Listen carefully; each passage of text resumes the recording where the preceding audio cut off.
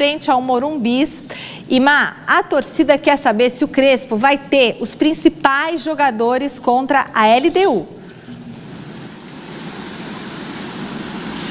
Olha, Michele, e tá existindo uma força-tarefa para isso acontecer, viu? No treino de hoje, lá no CT da Barra Funda, a gente teve algumas atualizações. A principal delas, com certeza, é que o Lucas Moura conseguiu treinar tranquilamente. Seu primeiro treino desde a artroscopia no joelho direito no dia 30 de agosto, com bola, junto com os companheiros. Ele aparece ali nas imagens. Então isso dá uma esperança de que ele, sim, pode estar à disposição do técnico Hernan Crespo na próxima quinta-feira, mas com muita cautela. Muito provavelmente será no banco de reservas. Eu vi que o Garrafa estava perguntando sobre isso, sobre o Oscar também, né? Os dois aí podem sim aparecer na próxima quinta, mas no banco de reservas é o mais provável. Outras duas novidades do treino de hoje. O Cédric, que havia ficado fora do Sansão porque pegou uma virose, né? Ficou de fora do segundo tempo contra a LDU por conta desse mal-estar, retornou às atividades, mas com uma carga moderada, uma carga mais baixa. Então pode ser que diante desse quadro dele, ele seja reserva na quinta-feira. O Mailton inicie a partida contra a LDU aqui no estádio do Morumbis. E por fim, o Luan, que sentiu um problema no adutor da coxa direita, no clássico também, onde ele foi capitão, inclusive, do time do São Paulo, passou por exames hoje e, enfim, foi constatada uma lesão no local, é desfalque certo já para quinta-feira. Ó, Michele, tem mais coisinhas ainda para falar de São Paulo, mas eu vou falar só no Jornal da Gazeta, tá? Então o pessoal vai ter que esperar até lá. Ah, então depois, terminando a Gazeta Esportiva, tem mais informações exclusivas no Jornal da Gazeta. Pois não, Garrafa? O Salazar, já domingo no Mesa Redonda, a gente atualizava essas informações, e o Salazar já trazia, né, o que a Marina acaba de confirmar, de que Lucas e Oscar muito provavelmente ficariam no banco de reservas. Isso demonstra o quê? Demonstra que o São Paulo vai se utilizar de tudo que tem para tentar buscar a classificação. E tá certo. Leva a lógica. Tem que ir pro sacrifício, tem que ir. Aí se lesionar de novo, meu amigo. Porque, vamos supor, pode chegar na fase de pênalti, são jogadores experientes, numa cobrança de pênalti pode ajudar. Então o São Paulo vai se cercando de tudo que ele tem para esse jogo contra a LDU. E não está errado não, não está errado não. Seria, me parecia uma loucura, colocar os jogadores para desde o início, porque a gente sabe que tem E você acha que não mexe com a cabeça do técnico adversário, saber que eles estão no banco e a qualquer momento que eles pode colocar? Tudo isso influencia, para mim tudo isso influencia. Como vai armar o time, importante eles estarem lá. Você entra com o Lucas para jogar 15, 20 minutos. Em 15, 20 minutos pode sair talvez o gol que esteja faltando, muda o jogo. Então eu acho que motiva, Salazar, motiva o Oscar, o Lucas, motiva também esse torcedor em torno desse problema que eu acho que a LDU vai montar praticamente um ônibus na frente do gol ali, né? Eu penso exatamente isso bate com o primeiro comentário aqui do Garrafa, né? A questão não é fazer 2-0, a questão é a necessidade de ser um mata-mata, porque a LDU, meu amigo, ela pode até tomar 2 gols, mas como é que vai ser para a LDU não fazer nenhum gol? Nenhum golzinho. Porque o São Paulo vai ter que se expor, os caras são rápidos. Vai ter que ir pra cima e vai deixar O São Paulo criou muita oportunidade de gol lá, sim, é verdade, mas lá a LDU se expôs também. Aqui isso não vai acontecer. Por outro lado, é um adversário bem acessível. Diferentemente comparando com o Flamengo e Palmeiras, é um time mais fraco, a LDU. Em comparação com o Estudiantes, em comparação com o River Plate. Então, assim, cara, tá tudo aberto, a situação é muito difícil. Eu, particularmente, acho que não vai dar, mas... Só fez 2-0 por causa da altitude. Agora, a jogar aqui... É muito diferente para eles ou para eles é melhor? Não, para eles é a mesma coisa. Não muda nada. Caramba! E detalhe curioso, né? Já se enfrentaram antes do último jogo 3 vezes que o São Paulo foi enfrentar a LDU lá, perdeu as 3 e a LDU perdeu as 3. Agora o São Paulo perdeu 4. É a hora da LDU perder. A dúvida é, vai perder pelo que precisa? Mas classificar. Perder por 3, né? Mas o palpitômetro deixa para quinta-feira. 2-0 é possível, vai pro pênalti. 3-0 é bonito e já classifica. Eu acho longe de ser impossível. 2-0, gente. São Paulo tem condição de fazer um gol no primeiro tempo, um gol no segundo tempo. Claro, 2-0 é um placar extremamente acessível. 3-0 eu acho bem difícil. Mas 2-0 eu acho extremamente possível. A questão, para mim, 2 pontos que eu quero destacar aqui. Um deles trazido pela Marina ali. O São Paulo conseguiu poucas vezes esse resultado. Tudo bem. Isso não quer dizer nada. Pode estar numa noite iluminada. A questão é, os jogadores que vinham marcando esses gols, como ela bem citou ali, não vão jogar. Não vão jogar. Esse é o grande problema. Para mim, o grande problema do Crespo é eu tenho que marcar estes gols com o Rigoni, com o Dineno, com o Ferreirinha. Então, assim, a dificuldade é pelo que ele tem em mãos. Ele não tem o André Silva, ele não tem o Caleri, ele não vai ter o Lucas, ele não vai ter o Oscar. Esse, para mim, é o grande problema. E mais do que precisar fazer os gols, o São Paulo não pode tomar gol.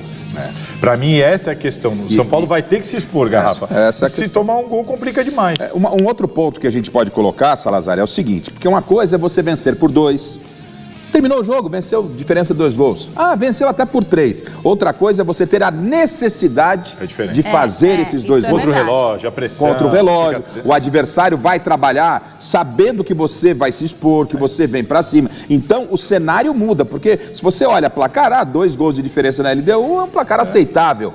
3 gols, tem dia que até pode fazer os 3. Agora, você entrar com a obrigação de fazer, que é a grande questão com esses problemas que você bem destacou. Muda a estratégia até antes do jogo começar. Você tem, talvez, entre aspas, as principais estrelas do São Paulo. A Marina vai trazer daqui a pouco a informação, deve ficar apenas como opção no banco de reservas, vão começar jogando, tudo isso vai ter que ser ponderado. Agora, o meu otimismo vai pelo que o São Paulo apresentou no primeiro jogo. O São Paulo teve oportunidades na altitude de fazer gols.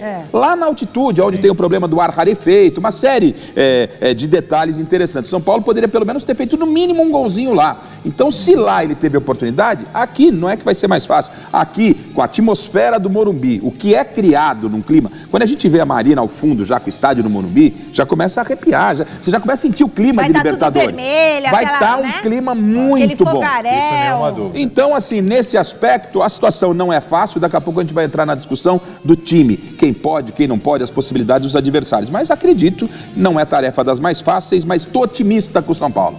Nossa, sabe o que eu pensei? A gente podia começar o Gazeta Esportiva quinta-feira, tudo vermelho, o estúdio tudo vermelho, aquela luz, igual no São Paulo, quando a torcida faz o fogaréu. E na quarta, tudo verde. O Palmeiras joga quarta-feira. Então, tudo verde. Se der River e você entrar com o estúdio todo vermelho, vão dizer, os palmeirenses vão ficar... Cuidado. Não, mas o River não é... vermelho. Você acha que, como você disse das primeiras respostas, os primeiros sinais de mudança de rumo, eles podem proporcionar ao São Paulo outros projetos, sem entrar no mérito aqui da discussão de se esse projeto da base é bom ou não, que eu acho que é uma outra conversa, e talvez ele não tenha implicação direta, ele role em paralelo ao que está acontecendo com o FIDIC. Mas a partir desse sinal que a Galápagos se interessou também pelo projeto da base, depois de ver o FIDIC rodar, você sente que isso pode ser atrativo para o São Paulo em outras frentes a partir de agora, a partir desse primeiro ano doloroso de resultados ainda tímidos? Com certeza, Arnaldo. Eu acho que, como eu falei aqui no começo, né, a gente está num mercado do futebol brasileiro aí que desde agosto de 21, quando a lei da SAF foi aprovada, ele está se transformando rápido. E eu até sou um pouco mais alarmista quando eu falo com os clubes aqui que ou você muda ou você morre, porque se você não se adaptar à nova realidade, você vai ficar para trás. E aí tem várias formas de fazer isso, né? Tem clubes que estão virando SAF, tem clubes que estão tentando criar novas estruturas. O São Paulo optou por uma reestruturação financeira que usa o FIDIC como uma das ferramentas. E dentro desse contexto, um outro ponto que eu já comentei aqui, que é muito importante, é você acessar um novo bolso, né? O São Paulo acessar esse bolso do investidor.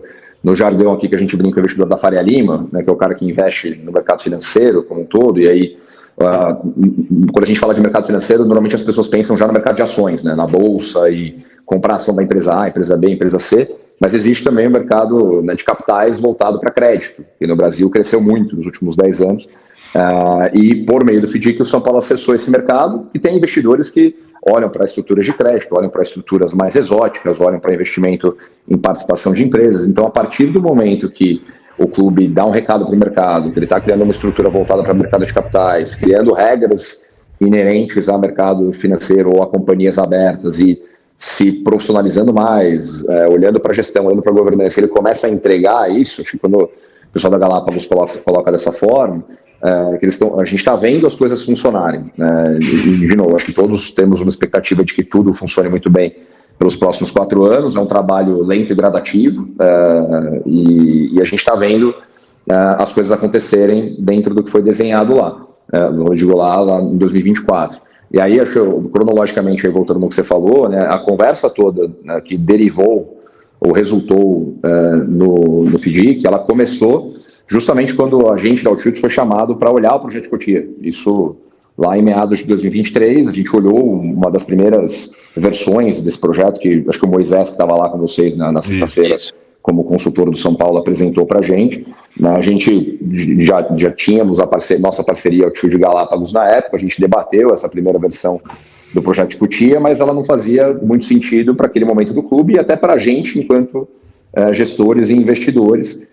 E aí começou uma conversa que acabou, né, dentro desse espírito de reestruturação financeira, dessa visão do Casares para o segundo mandato dele, trazendo debate para algumas soluções de crédito voltadas ao mercado de capitais. E aí a gente chegou no FDIC. Então, os dois temas eles estão, né, totalmente separados. O FDIC ele veio como essa solução, essa ferramenta para participar do processo de reestruturação financeira do São Paulo, mas elas têm essa relação do clube voltar a construir credibilidade com o mercado financeiro, com o mercado de capitais, e entendo que é por isso que a Galápagos e outros investidores associados a eles veem a possibilidade de criar uma nova solução de capital.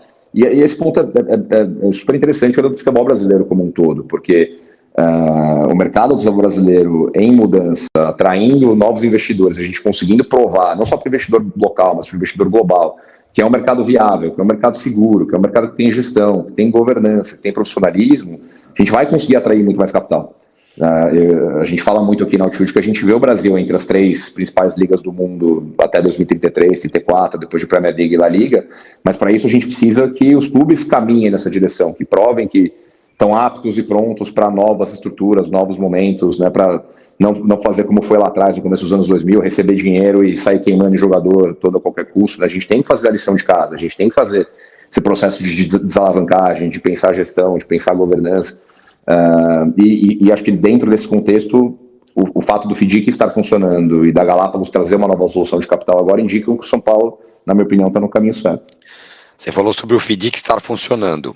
E aí, uma pergunta do Rafael aqui, ela está na cabeça das pessoas. Quer dizer, um diagnóstico que está na cabeça das pessoas que, como a gente fala, tem todas as questões da falta de informação ou das coisas não exatamente muito claras.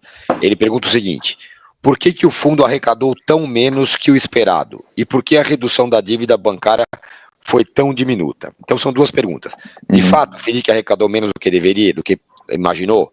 E a segunda, essa diminuição da dívida está de acordo com o que se esperava nesse momento? Primeiro, em relação à captação do FDIC, não. Né? Então, assim, o FDIC captou ou tem comprometido todo o capital que ele precisa para trabalhar. Então, explicando aqui, acho que em termos mais claros, né, o que acontece numa situação dessa. A gente tem a cota sênior, que é a cota que a gente distribuiu ao mercado, né, que é essa cota que a gente trouxe esses investidores que eu estou falando aqui, que são investidores acostumados a investir em mercado de capitais.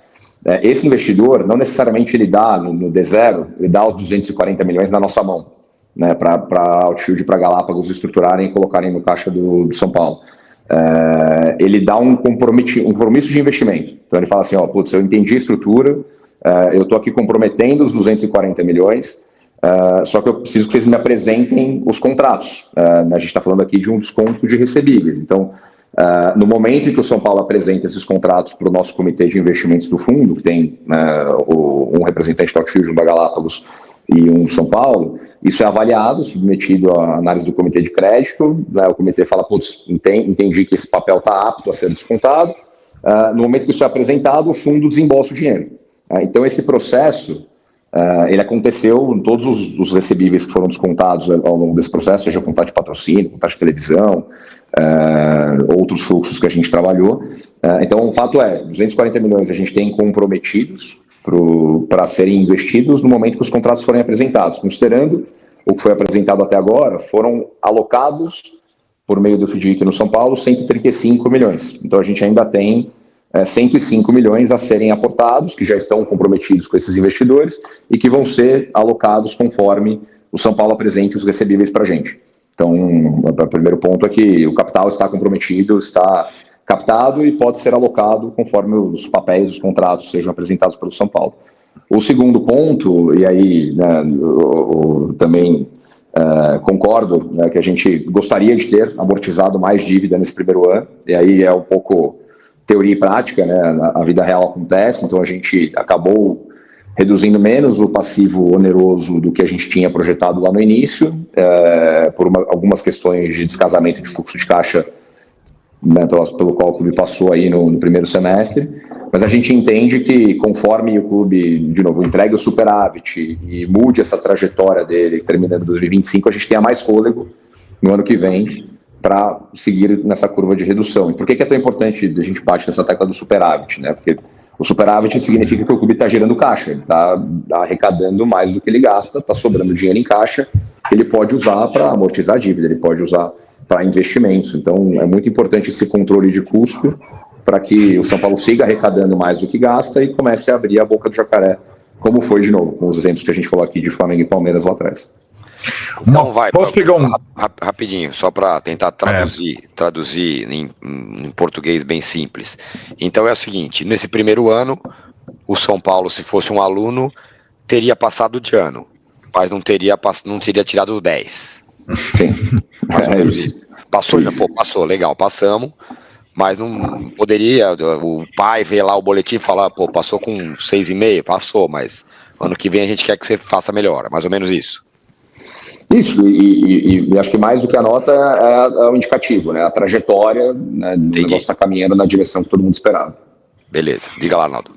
Não, queria pegar um gancho do Pedro, acho que é importante ele falar dessa questão do adiantamento das receitas, né? Que é um fantasma que o torcedor também não entende muito e a gente, se não explicado, eu entendi melhor depois da conversa de sexta-feira, porque a preocupação do torcedor, Pedro, é o seguinte, se o São Paulo está adiantando receitas da televisão, receita do patrocínio master, receita, não vai faltar lá na frente? E me explicaram que é uma questão de fluxo e que não está comprometendo o dinheiro todo da TV, o dinheiro todo do patrocínio master, o dinheiro todo, mas eu queria que você explicasse um pouco essa situação para que o torcedor não imagine que aconteça o que está acontecendo com outros clubes, que adiantaram tudo que podiam no ano, contrataram quase todo mundo que foi possível, e aí a pergunta que fica, e o ano que vem? Né? E quando não tiver mais para a segunda parcela ou a terceira parcela? Explica um pouco esse negócio do adiantamento de receitas e dos contratos mais longos, se vai ter algum momento que vai ter buraco e vai faltar nessas receitas que o São Paulo já tem, garantidas até 2030, por aí. Acho que tem duas variáveis que também importantes da gente reforçar, né? A primeira é que dentro da estrutura do FIDIC, o São Paulo não só é o dono do fundo, mas ele também é sócio do fundo. Então, o que isso quer dizer? A gente criou duas cotas, né, duas formas de se participar do fundo. A primeira cota, que é a cota sênior, que é essa cota que os investidores estão comprometendo esse capital novo de 240 milhões, ele representa 60% do total do fundo. Então, o fundo é um fundo de 400 milhões. 240 é o capital novo que esses investidores estão colocando. Aí fala, mas o que são os outros 160? Né? Os outros 160 são a cota subordinada, que é a cota do São Paulo. Então, o São Paulo é sócio em 40% de todos os resultados que o fundo gera, justamente para que ele não fique sufocado quando ele traz um contrato para ser descontado. Então, ele continua participando em 40% dessas receitas futuras, ou das receitas que são trazidas para serem descontadas pelo fundo. Ao invés dele acessar 100% dessa receita desse contrato que passou pelo fundo, ele acessa 40% no momento em que isso acontecer no futuro, né, no que esse pagamento acontecer no futuro. Então ele acessa o dinheiro ao valor presente, no futuro, quando o patrocinador ou a televisão pagar, ao invés de pagar 100% para o São Paulo, paga 60% para o fundo, 40% para o São Paulo. Então essa é a primeira forma de não sufocar o São Paulo, diferente de outros exemplos aí que acabam acontecendo sim, né, do clube antecipar 100% de uma receita futura para hoje, gastar hoje, independente do que seja, jogador, infraestrutura, qualquer coisa, e ele não ter mais esse contrato no fluxo de caixa dele futuro. Então, uma preocupação grande que a gente teve foi de proporcionalizar isso de uma forma que o clube continuasse participando dos recebíveis para não sufocar o fluxo de caixa dele. E aí, a parte da variável número 2 é trabalho, é gestão mesmo, de você conseguir aumentar a capacidade do clube de gerar recebíveis. E aí, um trabalho do departamento de marketing, de renovar contratos de patrocínio, de trabalhar novas receitas, de acelerar sócio torcedor, de trabalhar a bilheteria, de trazer patrocínios que o clube não tinha, o próprio exemplo do name rights, né, do Morumbi com o Mondelez, de alongar contratos de patrocínio, como foi o caso da Superbet, o caso da Demicon, Então, um trabalho de criar receita nova, na prática, né? Porque aí é a matemática, né? Fala, pô, se eu não vou ter mais 100% da minha receita no futuro, eu estou antecipando e vou ter 40% dela, eu tenho que compensar isso com novas receitas que eu não tenho.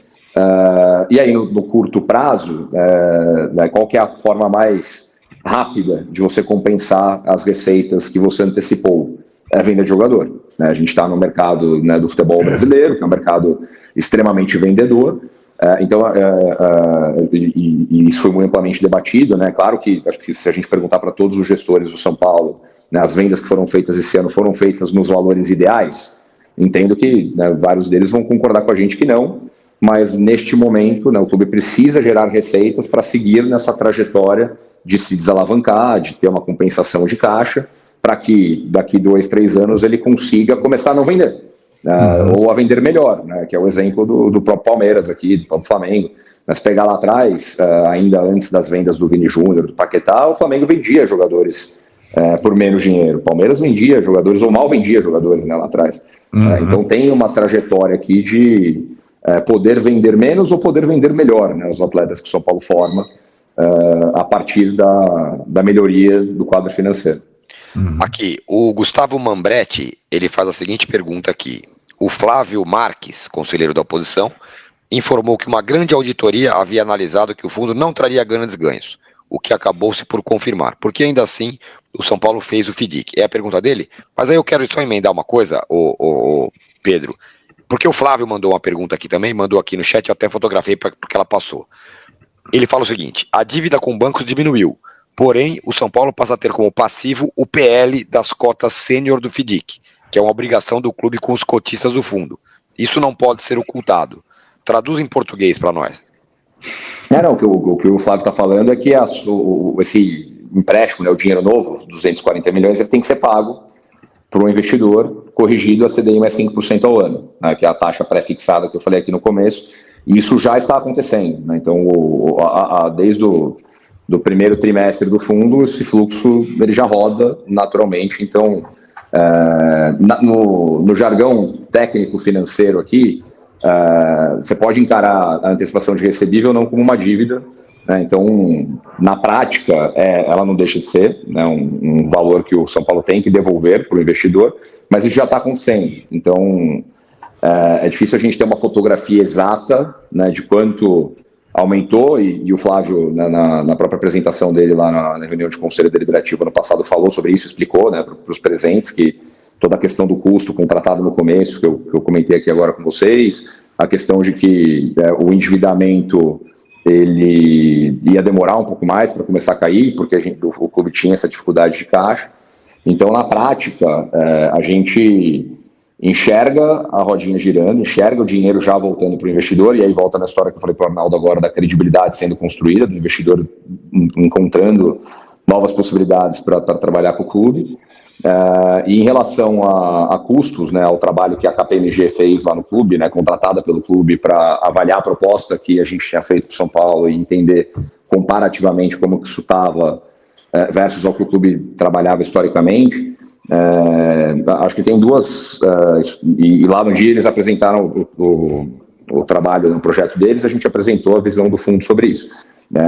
A gente entende que nossa solução ela ainda é mais barata do que o que o clube pagava, se você olhar todos os custos e despesas financeiras que o clube tinha, se não me engano na época era 22%, 23% ao ano. A gente começou o processo, e aí volta no que eu falei para o Arnaldo também, foi um processo de quase 1 ano e meio, né, até a gente ter o FIDIC aprovado, e isso atrasou um pouco todas as ideias que a gente tinha, e ao longo desse processo, todo mundo aqui vai lembrar, o CDI decolou no Brasil, né, a taxa Selic subiu e o CDI acompanhou, então isso tornou a estrutura que a gente tinha desenhado, esse CDI mais 5, como o negócio é pré-fixado, indexado a CDI, um pouco mais caro. Então quando a gente começou a desenhar, a ideia era que custasse 16%, 17% ao ano. No final, estava custando 19%, 20% ao ano. Então a economia ela achatou. Isso de fato é verdade.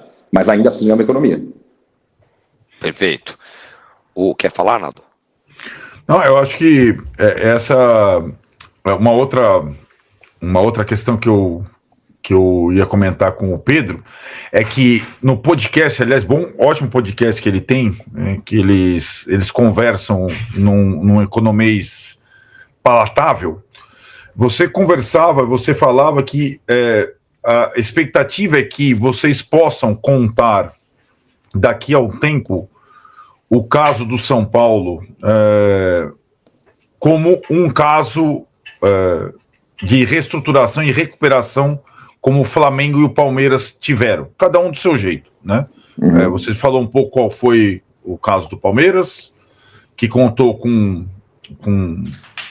o Paulo Nobre, né, que dá para a gente nominar, né, uma pessoa encabeçando esse processo, e o processo do Flamengo, que foi um pouco mais lento, de uma outra forma, né, e também com as suas características. A expectativa é que o São Paulo tenha uma história para contar dele ao final desses 4 anos e meio de FIDIC, é um caso, é um case do futebol brasileiro, sem ter virado uma SAF, sem ter vendido o clube para um dono? Eu entendo que sim, acho que todos estão trabalhando para isso, né? Por isso que é importante a gente trabalhar esses 4 anos e meio com foco nas regras que foram estabelecidas e contar com a colaboração do clube, né? Claro que nada disso seria possível se o clube não tivesse comprado o projeto e comprado as brigas políticas internas necessárias para que o projeto começasse, né? E aí colocando na prática aqui com 2 caras que conhecem o clube muito melhor que eu, você sabe o quão difícil né, esse tipo de conversa dentro do futebol brasileiro, dentro do âmbito associativo, de você ter que começar a conter despesa, e a brincadeira do Marcos Leonardo aqui, de novo, ela é oportuna para exemplificar isso, né? O torcedor é mais passional, e não só no caso do São Paulo, em todos os outros. Então tem uma dificuldade grande de se enquadrar num novo momento, de passar por essa arrebentação desse novo momento. O São Paulo até tentou, mostrou interesse real, fez proposta oficial com aumento salarial e contrato mais longo, mas a resposta de Renzo Saravia foi clara. Ele decidiu permanecer no Atlético MG. O lateral argentino, aprovado por Hernan Crespo e visto como peça importante para reforçar o tricolor, preferiu seguir em Belo Horizonte, onde está nos planos do técnico Jorge Sampaoli. E isso mostra 2 coisas. Primeiro, que a diretoria do São Paulo está sim buscando alternativas no mercado para fortalecer o elenco. E segundo, que ainda existe dificuldade em convencer jogadores a mudarem de projeto neste momento da temporada, principalmente quando já estão encaixados em outro clube de peso. Saravia, mesmo lesionado, sabe que terá espaço no Galo e preferiu a segurança de continuar por lá. Mas, e agora, torcedor tricolor? O São Paulo precisa reagir dentro de campo. E a primeira grande chance é nesta quinta-feira, no Morumbis. Contra a LDU, Tricolor perdeu por 2-0 no jogo de ida e vai ter que buscar uma virada heróica para manter vivo o sonho da Libertadores. Hernan Crespo conta com a força do elenco, com os retornos de Oscar e Lucas se aproximando e com o apoio da torcida, que promete empurrar o time até o último minuto. A grande verdade é que reforços como Saravia seriam muito bem-vindos. Mas o foco agora tem que ser total em campo. É Libertadores, é decisão. E é o momento do São Paulo mostrar se realmente tem força para superar as adversidades. E aí, eu quero ouvir de você, torcedor. Você acha que Saravia fez bem em ficar no Atlético ou perdeu uma grande oportunidade de defender o São Paulo? E mais importante ainda, dá para acreditar nessa virada histórica contra a LDU? Deixa aqui nos comentários a sua opinião, porque sua voz é fundamental nessa resenha. E já sabe, deixa o like para fortalecer. Se inscreve no canal se ainda não for inscrito e ativa o sininho para não perder nenhuma novidade do nosso tricolor. Quinta-feira promete ser uma noite épica no Morumbis. E a gente vai estar junto em cada detalhe dessa batalha.